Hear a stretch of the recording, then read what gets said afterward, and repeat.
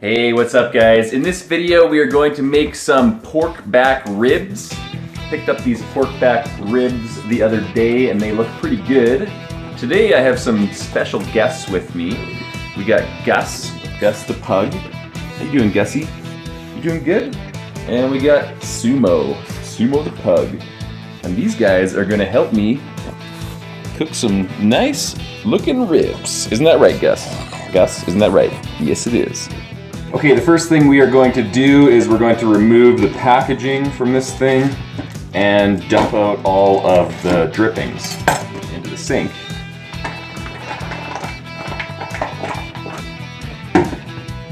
Okay, now we are going to remove the membrane from the back of the ribs, and if you've checked out some of my other videos, you'll know the method of doing this. Basically, you just take a knife and you wiggle your way underneath the membrane, and then you get some paper towel and you lift it up and rip it off.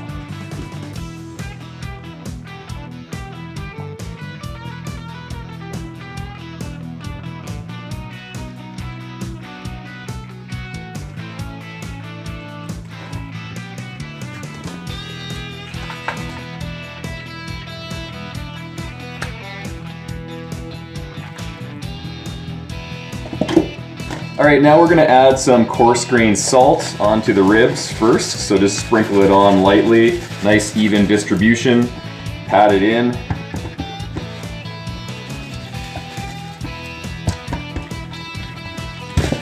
And then we'll flip it over here.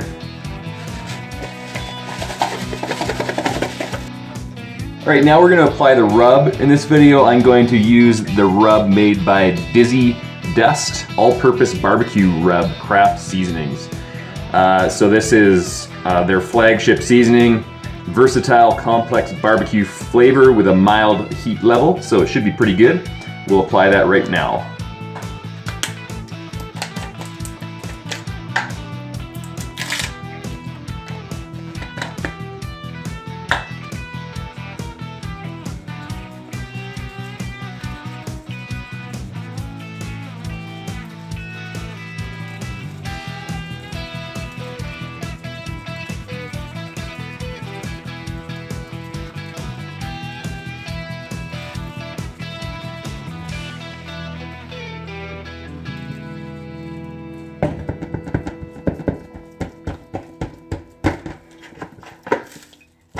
After you've applied your rub, let the meat sit for about an hour for it to dry brine and the salt to start penetrating into the meat.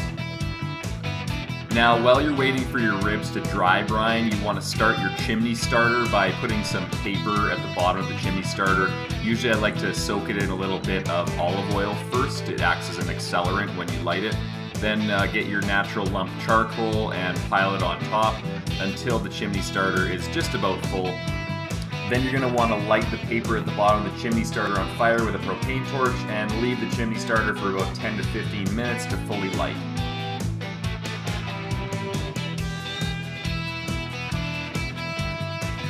Now for my favorite part, dump the charcoal from the chimney starter into the firebox of your offset smoker, and then you're going to want to open the little door on the side about halfway to allow a lot of airflow in there.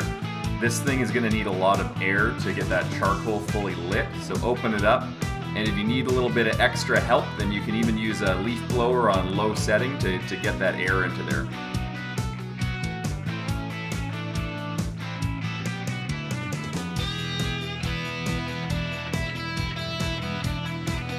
After your offset is preheated to about 225 degrees Fahrenheit, you can put the ribs in the center of the offset smoker. As you can see, I have a temperature probe hanging down the middle for more accuracy. We're going to use some mesquite wood chunks here, so just chuck them onto the charcoals that are burning in the burner box. That should spike the temperature momentarily, but it'll also produce a lot of smoke, which is what we want. We'll be adding new chunks of wood probably every hour on the hour for the next 3.5 to 4 hours. At approximately the 2 to 3 hour mark, you're going to want to take your ribs out and put them in a large aluminum pan.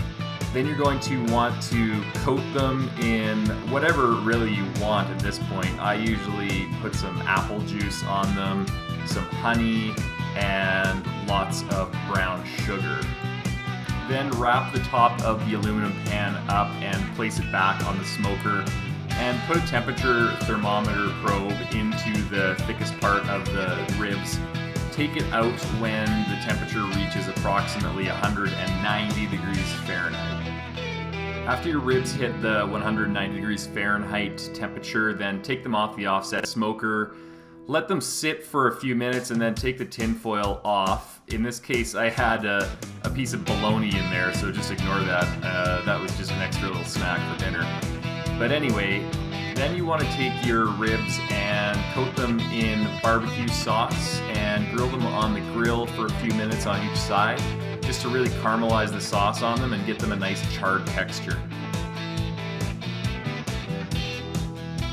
Now take your ribs off the grill and start cutting them up. In this cook, we are really happy with how the ribs turned out.